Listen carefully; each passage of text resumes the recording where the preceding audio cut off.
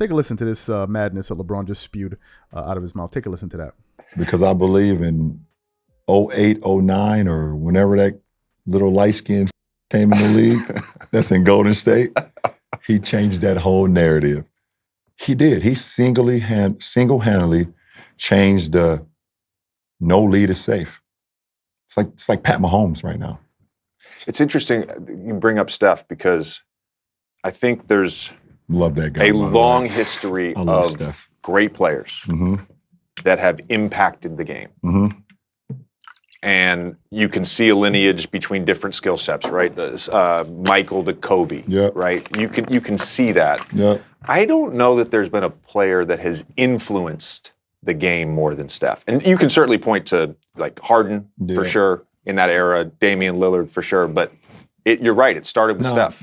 When it comes to influence, since I've been watching the game, the most influence on the game, and obviously we know what Mike did for the game. Sure. You know, Steph and Allen Iverson are the two biggest influential guys in our game since I've been watching and covering it, you know. One, they're 6'3", 6'4", if you want to. Steph's not 6'4". If you want to look on the back of a basketball card, you know, you're always a lot taller on the back of the basketball card. You know, Allen Iverson and Steph, they were just so relatable, and kids felt like they could be them. They were guys that was not always counted on. They were small in stature, and they just defined the odds. So you got AI, who's like unbelievable crossover, cornrows, arm sleeve. We wear arm sleeve. Everyone wears an arm sleeve now because of Allen Iverson. And he's going in the trenches, you know, laying it up over bigs, whatever the case may be. And now you have Steph, who's shooting over the Empire State Building. You know, it's like those two are the two most influential when you say the game, how they changed the game, and the kids, and like, those are two guys that you just wanted to watch every single night. What LeBron just said let me know that LeBron is a serious hater. LeBron is a serious hater of Michael Jordan. This is what I'm beginning to understand. See, the fact of the matter is Clutch Sports controls the media landscape. They have a lot of guys in media that argue on the behalf of LeBron James. Many people have said this. Doug Gottlieb, Jason Whitlock, and many of us have speculated on this. That's the first thing. And all of these guys are always pushing LeBron.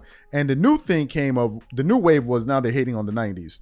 That's the first thing. LeBron has made it his business to try to position himself as the greatest player of all time, unsuccessfully, because he's only been able to convince very few people. But nevertheless, he hasn't stopped. So yesterday when I found out that the podcast was coming out, I started to ask myself, wait a minute, what is this podcast actually going to be about? Is it going to be about LeBron talking basketball? Or is it going to be about him trying to push and promote his own agenda? So I listened to that clip, and as LeBron was talking, I was totally confounded, and I'll tell you why. What do we hear all the time about LeBron James? What's the thing that we always hear? We hear that he's a basketball historian. What is the definition of a historian?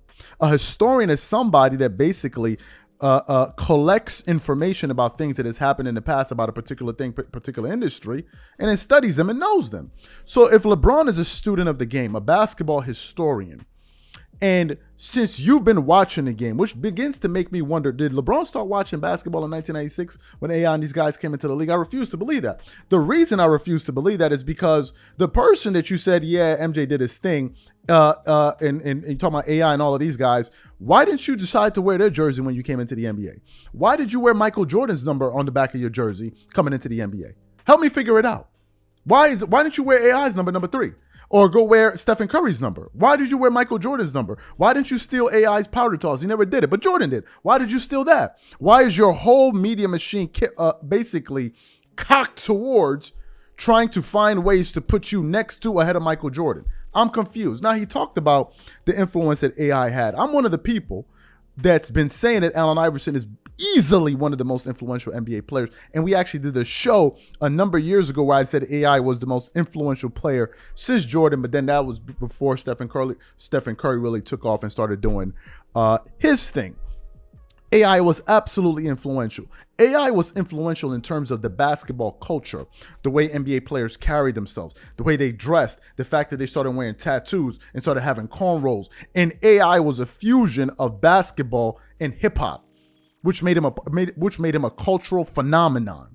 Stephen Curry, I understand the point about how he revolutionized the game in terms of the way the game is being played with a lot of guys running to shoot threes, et cetera, et cetera, et cetera. And AI also influenced a lot of guys with his crossover and all of that. But to say that Allen Iverson, who I love, and Stephen Curry are more influential than Michael Jordan, you got to get off the crack pipe. You got to put the crack pipe down. I don't know what they had in those bottles of wine. So let's discuss the influence that Jordan had over not just the NBA, but sports. Jordan actually revolutionized the shoe market. When LeBron came into the NBA, who did he pattern his business acumen after? Was Michael Jordan. Jordan was the one that really took shoes to a whole different level. Jordan was the one that really brought branding into the business of basketball. He's the one that really ushered in the serious money in basketball. That's why his last 2 years, he earned about $30 million for the ball. If Jordan didn't set that precedent, none of these guys would be earning that money. Some of you guys would say, well, Magic Johnson. Magic Johnson signed a $25 million contract for a lifetime contract with the Lakers. Jordan was the one that got $60 million, I believe, over 2 years. So Jordan is the one that brought the money. Now, you're talking about influence. Help me understand. Am I imagining it, or were they not doing commercials talking about, I want to be like Mike, where you had kids all over the world basically trying to dunk and lay up with their tongue hanging out? Or you had people all over the world all of a sudden rocking the ball. Now, all of a sudden, the ball became, who do you think caused all of that? Who to this day has people wearing the sneakers up and down Jordans outsell all of these athletes today, including LeBron James. So how are we not going to mention his impact? To me, LeBron came off as a straight up hater.